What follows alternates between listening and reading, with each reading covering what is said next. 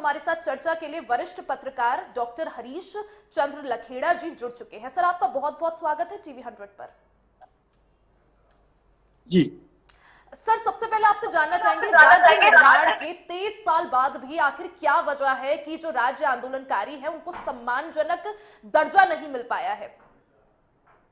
देखिए, राज्य सिर्फ आंदोलनकारियों की ही बात नहीं है। राज्य के लिए जो एक सपना देखा था या जिसके लिए लोग लड़े थे, जो अपेक्षाएं थी, आकांक्षाएं थी, वो कहाँ पूरी हुई। सबसे पहले था कि पहाड़ी राज्य की एक पहचान हो, पहाड़ी पहचान थी हमारी। यूपी में कोई पहचान नहीं थी, तो क्या हम वो पहचान बना पाए? दूसरा, पलायन रोकना था, क्या हम पलायन रोक पाए? तीसरा ये था कि रोजगार कुछ कर पाए लोग। गांव में सड़कें तो पहुंच गई लेकिन लोग नहीं है। आखिर ऐसा क्यों हो गया? आंदोलनकारियों की पहचान तो बहुत दूर की बात है, क्योंकि आप देखिए 3 राज्य एक ही साथ बने थे, छत्तीसगढ़, झारखंड और उत्तराखंड। लेकिन उन राज्यों में ऐसा कुछ नहीं हुआ कि कोई पेंशन दे, ये वगैरह वगैरह। और ये लड़ाई पेंशन की बात तो है ही नहीं।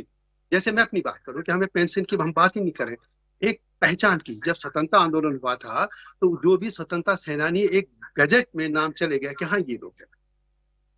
मुख्य तौर पर हम लोग जो दिल्ली में थे, वैसे तो भारत भर में जो जहां था सभी आंदोलित थे, लेकिन कुछ दिल्ली में भी कुछ पत्रकार थे जो एक्टिव थे। आपको एक बता दूं, जैसे कि दिल्ली में जो आंदोलन हुआ था, सबसे पहले जो आंदोलन की, जब जो मुलायम सिंह की लाठियां चलने लगी थी, मैं उसकी बात कर रहा हूँ, वैसे तो बहुत पहले से था। तो सबसे पहला जो ज्ञापन था वो दिल्ली के 9 पहाड़ी पत्रकारों को भी उसमें शामिल था, एडिटर थे कहीं। वो ज्ञापन मैंने तैयार करवाया था और 4 लोग हम लोग गए थे रेजिडेंट कमिश्नर को देने दिल्ली में। मैं एक आंदोलन का एक हिस्सा था, मैं एक नहीं कर रहा हूँ, मैं नहीं किया, और भी लोग। यदि आप उनको पहचान करते हैं तो दूसरे राज्यों में भी कीजिए। और एक और बात बताऊं आपको कि ये बहुत बड़ा घोटाला हो गया है इसमें, देखा जाए तो इसकी तो सीबीआई जांच होनी चाहिए। उत्तराखंड में कुछ मंत्रियों के मैं नाम भी ले सकता हूं, वो आंदोलनकारी नहीं थे। जैसे मैं भारतीय जनता पार्टी को ही कह दूं पहले, कांग्रेस तो के नेता बेचारे दूसरे मंचों से थे, लेकिन कांग्रेस पार्टी तो विलेन थी इसमें। और भारतीय जनता पार्टी के लोग सिर्फ धरना प्रदर्शन करते थे। ये कहाँ के आंदोलनकारी हो गए? लेकिन डॉक्टर रमेश पोखरियाल, रमेश डॉक्टर नहीं कहेंगे, डॉक्टर तो ऐसे लिखते हो, रमेश पोखरियाल निशंक कहाँ के आंदोलनकारी हो गए? उत्तराखंड का एक मंत्री था, वो भाजपा कांग्रेस भागता रहता है, उनकी एक पत्नी है, वो आंदोलनकारी कहाँ से हो गई? एक बाबा है, उसका बेटा कहाँ से आंदोलनकारी हो गया? और ये भी देखा गया कि जब पहचान हुई तो लोग इस जो इसकी जिम्मेदारी दी गई थी, नेताओं के घर जा जाके, मंत्रियों के घर जाके कहते आपको भी आंदोलनकारी बना देते हैं, और फॉर्म देते थे। लेकिन आप दिल्ली में देखिए, जगदीश नेगी, उनकी डेथ हो गई है। उनका एक बहुत बड़ा जन आंदोलन वो था, उत्तराखंड जन मोर्चा, उनको कोई आज तक रिकॉग्नाइज नहीं है। बहुत से लोग थे यहाँ पे, हरिपाल रावत इनका था, ये उत्तराखंड महासभा, टमटा जी थे, राजेंद्र दसवाना, वो जर्नलिस्ट भी थे और लेखक भी थे। सब कुछ उन्होंने बड़े काम किए। आंदोलन का ये मतलब नहीं कि आप लाठी खाए, डंडा ही खाए, बैक में ब्रेन भी तो चाहिए जो लड़ता है, कई चीजें। लेकिन पहचान करने का तरीका ही गलत था। अब ठीक है, आप दीजिए, किसी को नौकरी देनी, आपको रिजर्वेशन देना, पेंशन देना, अच्छी बात है। हम तो ये कह रहे हैं कि रिकॉग्नाइज तो कर लो भाई। अब क्या हो रहा है, जब बीजेपी आती है अपने लोगों को रख देती है, कांग्रेस आती है अपने लोगों को रख लेती है। दिल्ली में एक कमेटी हरीश रावत जी ने बनाई थी। आप कह रहे हैं, इसका क्या मतलब ये समझा जाए कि कांग्रेस हो या बीजेपी, क्या उन्होंने अपने अपनों को रेवड़ियां बांटी है? बिल्कुल 100% ठीक है। या दूसरे लोग, जैसे कोई यूकेडी का है जिसने अपने निजी संबंधों से, कि भाई कोई किसी को जानता है, मेरा नाम भी कर, या उनके पास सबूत थे, ठोसू था। बाकी ये बीजेपी कांग्रेस का रेवड़ी बांट है आपस में, सीधी तौर पे। हरीश जी, साथ ही अगर बात करें, एक वक्त था जब उत्तराखंड उत्तर प्रदेश का हिस्सा हुआ करता था। उसके बाद एक लंबी जो लड़ाई राज्य आंदोलनकारियों ने लड़ी, उसमें उन्होंने संघर्ष किया, बलिदान दिया, शहादत दी। और 2000, जब साल 2000 आया तो उनका जो सपना एक तरह से उन्होंने देखा था, या जो उनकी मेहनत थी, जो लंबी लड़ाई लड़ी थी, वो रंग लाई। लेकिन अगर राज्य आंदोलनकारियों की बात करें तो सम्मान की जो लड़ाई है वो अभी भी जारी है। जैसा आपने भी कहा कि ये लड़ाई पेंशन की नहीं है, ये 10% क्षैतिज आरक्षण की नहीं है, ये लड़ाई सम्मान की है। बिल्कुल बिल्कुल यही है। मैं आपको एक चीज बता दूं, जैसे उत्तराखंड के लोगों की हरकतें इनकी देखिए। मैंने 3 साल की मेहनत के बाद एक किताब लिखी, उत्तराखंड आंदोलन स्मृतियों का हिमालय। इसमें वो चीजें घटना एक एक दिन की घटनाओं की जो अखबारों की क्लिपिंग्स थी, दिल्ली के बड़े बड़े अखबार, जनसत्ता था, नवभारत टाइम्स था, हिंदुस्तान था, सहारा था, इन अखबारों के, इंग्लिश के भी थे, टाइम्स ऑफ इंडिया हो, एक्सप्रेस हो, इनकी क्लिपिंग को लेके सिलसिले वाली थी। उत्तराखंड के मुख्यमंत्री उसका विमोचन करते हैं त्रिवेंद्र रावत, और वो भरोसा देते, उसमें ये बलूनी भी थे, अनिल बलूनी। अनिल बलूनी की ही डिमांड थी कि इसको सिलेबस में रखा जाए, और त्रिवेंद्र रावत को हाँ कहते कि हम इसको सिलेबस में लगाएंगे उत्तराखंड के लिए।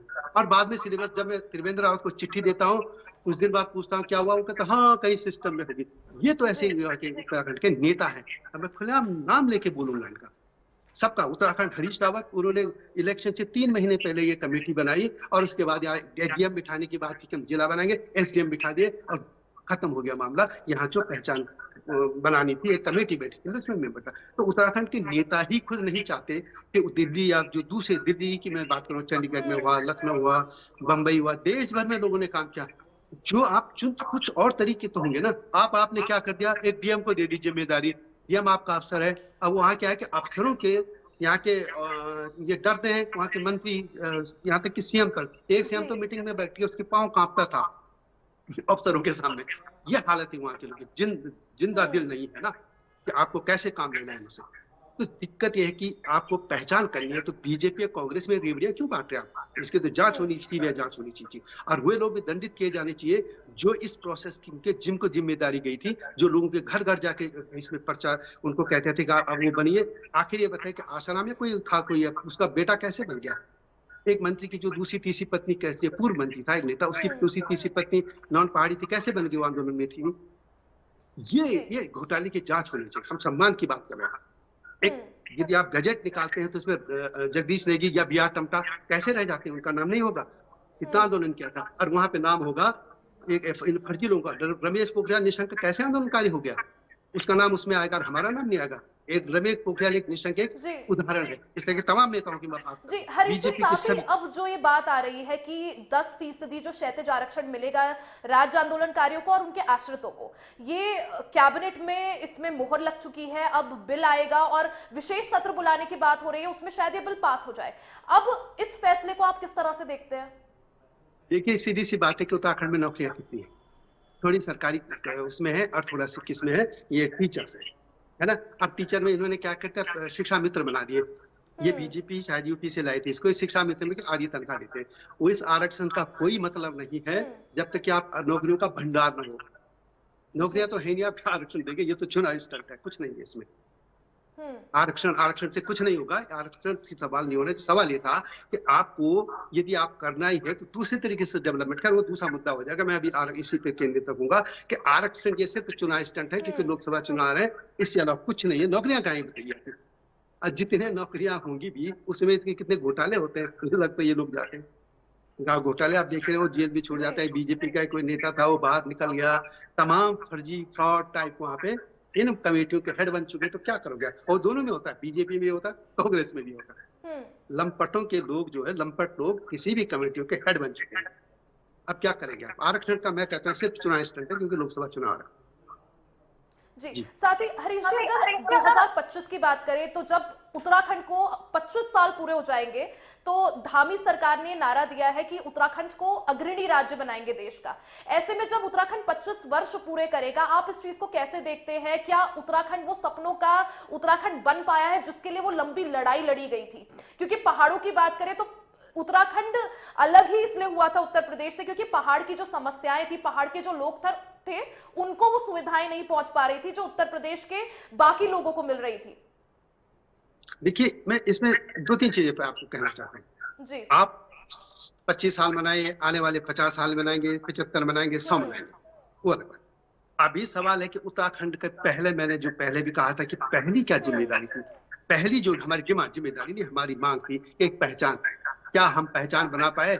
हमारे लोग कुछ दिल्ली में या कहीं भी सिर्फ डांस कर लेते हैं, डांस डांस डांस डांस, हमारी कोई पहचान नहीं है। ये बताइए, हमारी एकेडमिया बनी कहीं गढ़वाली, कुमाऊनी, जौनसारी जो भी वहाँ की भाषाएं हैं, या क्या इस सरकार ने कोई स्टडी करने की आंदोलनकारियों की कि जो हमारे 40-41 लोग मारे गए थे, क्या उनकी जीनियां इकट्ठी करने की कि कौन कहाँ था, क्या था, कैसे था? उनके नाम पे, कुछ के नाम पे स्कूल कर दिए। कुछ थे लोग जिनके मारे गए थे, 40 लोगों की लिस्ट तो मेरे किताब में भी है, तो उन लोगों को इन्होंने नहीं की। अब मैं आता हूँ गांव की।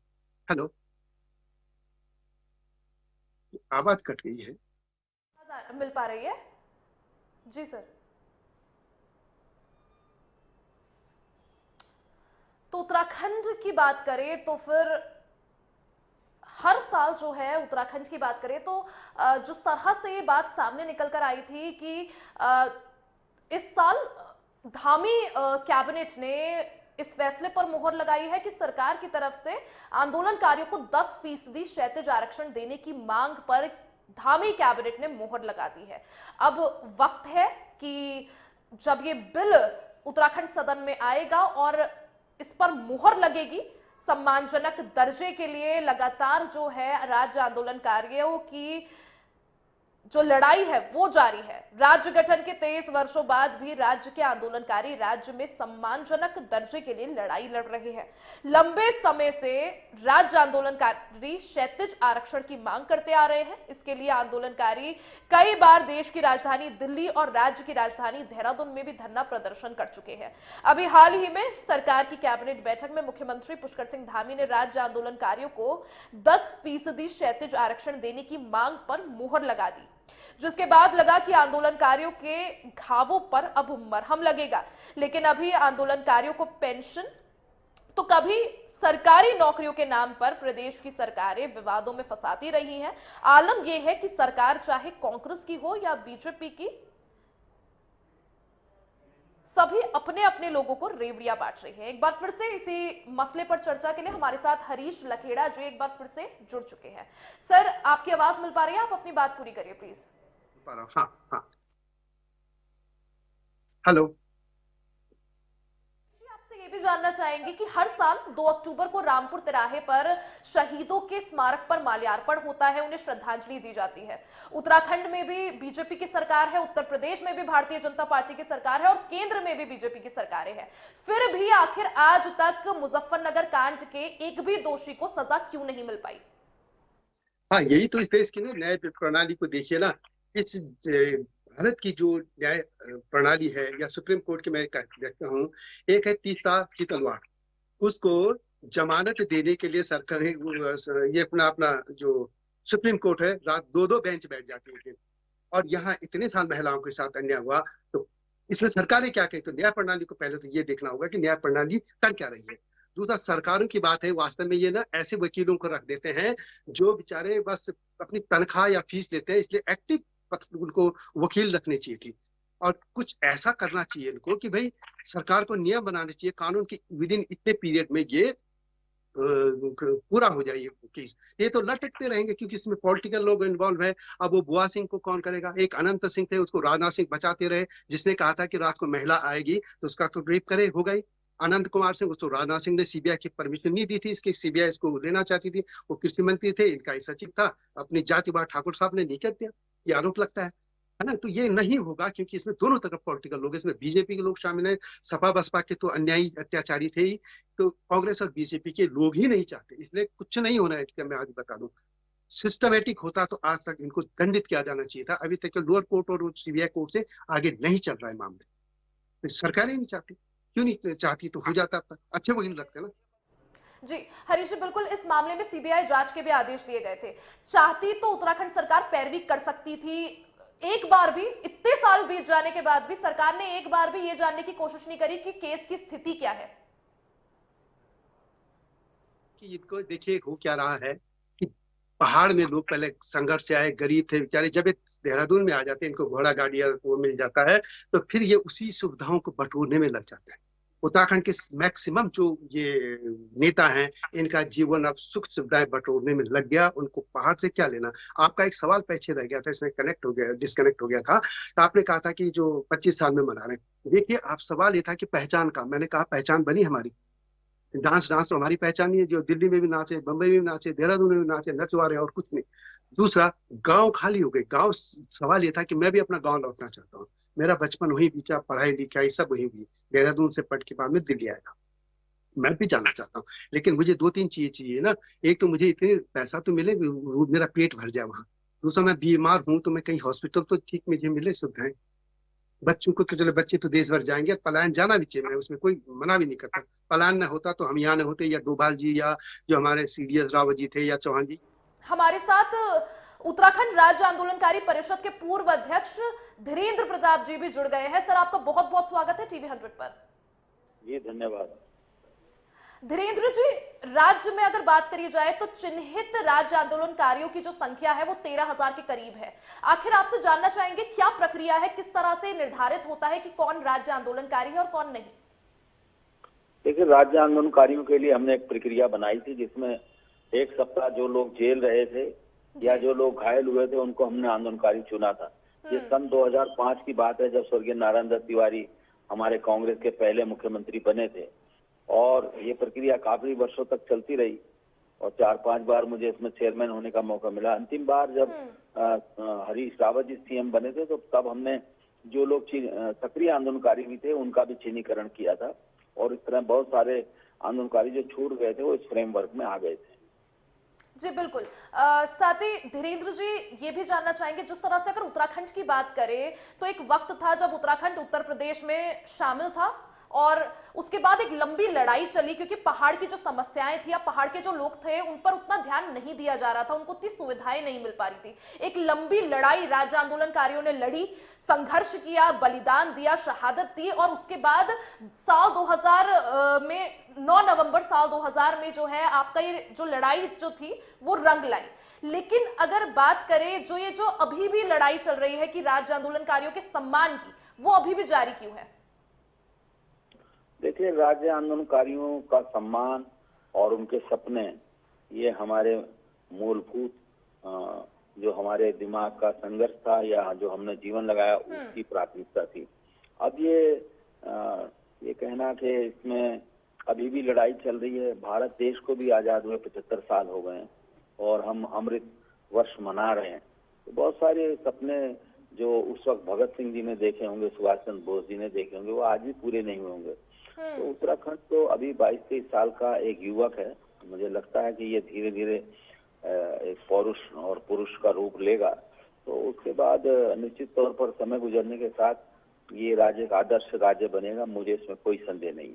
जी धीरेन्द्र जी, जैसा आपने कहा कि उत्तराखंड आदर्श राज्य बनेगा, उसमें कोई भी संदेह नहीं है। वहीं कई लोग ऐसा बोलते हैं कि जो सपनों का उत्तराखंड उन्होंने देखा था, जो सपना, जो विजन लेकर वो चले थे, वो विजन अभी तक पूरा नहीं हुआ है। मैं समझता हूँ वो लोग थोड़ा जल्दी में हैं और बहुत जल्दी समस्याओं का समाधान चाहते हैं। जब 2000 में उत्तराखंड बना था तब भारत राष्ट्र को आजाद हुए 53 वर्ष हो गए थे। तो तब भारत के नागरिक तब भी ये समझते थे कि भारत उस तरह का भारत नहीं है जो राधा कृष्णन या गफ्फार खान या गांधी या नेहरू ने देखा था। तो ये तो एक विचार हमेशा बना रहेगा, लेकिन हमें बेहतरी के लिए नए आयाम प्रस्तुत करने होंगे और मेरा विश्वास है कि इसमें अगर हम धैर्यपूर्वक चलेंगे और उसमें अपनी शक्ति लगाएंगे तो न केवल भारत एक मजबूत राष्ट्र बनेगा बल्कि उत्तराखंड का भी अपना एक देश के राजनीतिक मानचित्र पर विशेष अस्तित्व होगा। जी हरीश लखेड़ा जी, आप कुछ कहना चाहेंगे इस बात पर? किस मामले में? बात पर हमारे साथ जुड़े हुए हैं उत्तराखंड राज्य आंदोलनकारी परिषद के पूर्व अध्यक्ष धीरेन्द्र भाई। हाँ सुन लिया। हाँ जी। देखा गया था, जो बात धामी सरकार भी कहती है कि वर्ष 2025 तक उत्तराखंड देश का अग्रणी राज्य बन जाएगा। वो कह रहे हैं कि उस विजन के अनुसार काम हो रहा है और उत्तराखंड जो है उस सपने की तरफ आगे बढ़ रहा है। देखिए, सीधी सी तौर पे ये मैं एक चीज कहना, आखिर क्यों आज भी जो राज्य आंदोलनकारी हैं आज भी असंतुष्ट हैं, आज भी क्यों आखिर वो अपने सम्मान की लड़ाई लड़ रहे हैं? चाहता हूं इसमें कि उत्तराखंड को यहाँ के जितने भी नेता थे, ये एनडी तिवारी की सबसे बड़ी वो थी, इन्होंने उत्तर प्रदेश की बी कॉपी बना दिया। ये वही व्यक्ति था जिसने कहा था कि मेरी लाश पे उत्तराखंड बनेगा, जब बना तो मुख्यमंत्री बनने चले गया। और उत्तराखंड में जितना भ्रष्टाचार है, करप्शन है, सब कुछ है, ये एनडी तिवारी की ही वो है। उसके बाद सारे उसी पौध पे, उसी की पौध है जो अब कर रहे हैं। आपको सिक्किम का उदाहरण लेना चाहिए। सिक्किम छोटा सा स्टेट है और वहां की सब्जी वगैरह सब यहाँ भारत दिल्ली आ रहा। क्यों आ रहा? ऑर्गेनिक स्टेट उन्होंने अपने तरीके से डेवलप किया और एनडी तिवारी ने वहां कारखाने लगा दिए। कहाँ पे? ये उधम सिंह नगर, हरिद्वार की तरफ। उसका लगाने का क्या मतलब था? ये पहाड़ों के लिए राज्य था या उत्तराखंड के लिए था? तो एनडी तिवारी का एक समय विजन हो सकता है कि उन्होंने नोएडा बसाया, लेकिन समय के साथ मैं भी यदि आज की पीढ़ी में हूँ, यदि मैं आज की पीढ़ी के साथ अनफिट हो जाऊंगा जर्नलिज्म में, पहली पीढ़ी क्या करी, दूसरी, ये उस पीढ़ी के थे। लेकिन उत्तराखंड में जब बनाया तो ये सोनिया गांधी ने बहुत अन्याय किया उत्तराखंड के साथ, कि एनडी तिवारी जैसे भ्रष्ट और करप्ट, और आपको पता है कैसे आदमी, उसने क्या किया था उसमें हैदराबाद राजनिवास में, ऐसे व्यक्ति को उत्तराखंड का बनाया और बर्बाद कर दिया उत्तराखंड। इसलिए आप कैसे कर सकते हैं उत्तराखंड सपना? उत्तराखंड को जो डेवलप होना चाहिए, पहाड़ी राज्य। हिमाचल देखिए, हिमाचल में वहां का जो पहले मुख्यमंत्री थे, वो गए थे अपने कुल्लू मनाली मुख्यमंत्री बनने के बाद, उनको कहा कि ये होटल किसका है, ये साहब चड्डा साहब का, या नरूला साहब का, ये फला साहब का। उन्हें कुछ नहीं कहा, और लौटते ही कहा पहला कि ये कानून, यहाँ राज्य जो भूमि है वो किसी को नहीं बेची जाएगी। और हमारे लोग 12 एकड़ त्रिवेंद्र रावत ने पूरा खोल दिया लोगों के लिए। एनडी तिवारी इंस्टीट्यूट किया, थोड़ा खंडूरी जी ने रोकने को। तो ये सारे के सारे तो एक तरीके चट्टे बट्टे हैं। जब एक जाता है तो दूसरे की काम करता है, दूसरा तीसरा, कुछ नहीं। वहां कोई विपक्ष नहीं होता, कुछ नहीं, मिलजुल के बांट रहे, बीजेपी और कांग्रेस लूट रहे दोनों के दोनों इस स्टेट को। सर फाइनल कमेंट ले लेते हैं धीरेन्द्र प्रताप जी से भी। सर एक फाइनल कमेंट इस पूरे मसले पर, साथ ही आपसे ये भी जानना चाहूंगी, हर साल 2 अक्टूबर को रामपुर तिराहे पर शहीदों की स्मारक पर माल्यार्पण किया जाता है, उनको श्रद्धांजलि दी जाती है, लेकिन आखिर आज तक क्यों इस कांड के जो दोषी थे उनको सजा नहीं मिल पाई? Final comment sir. देखिए, 1984 में जो सिखों का दंगा हुआ था, वो 94 से 10 साल पहले हुआ था। आज तक उसके दोषी भी सजा नहीं पा पाए हैं, जिनको, चाहे वो मेरी पार्टी के नेताओं के बारे में भी कहते हैं, सज्जन कुमार और जगदीश टाइटर साहब के बारे में। तो ये देश की जो एक बहुत ही लचर न्यायिक व्यवस्था है, ये उसका कारण है। इसीलिए सुप्रीम कोर्ट के जो चंद्रचूड़ अब मुख्य न्यायाधीश आए हैं, वो बार बार कह रहे हैं कि इसके लिए स्मार्ट कोर्ट्स होने चाहिए, इसके लिए टाइम पीरियड जो क्या कहते हैं जस्टिस मिलना चाहिए। तो ये देश की एक प्रक्रिया का हिस्सा है, उत्तराखंड उससे बाहर नहीं है। मैं समझता हूँ कि इसमें कोई निराश होने की जरूरत नहीं है।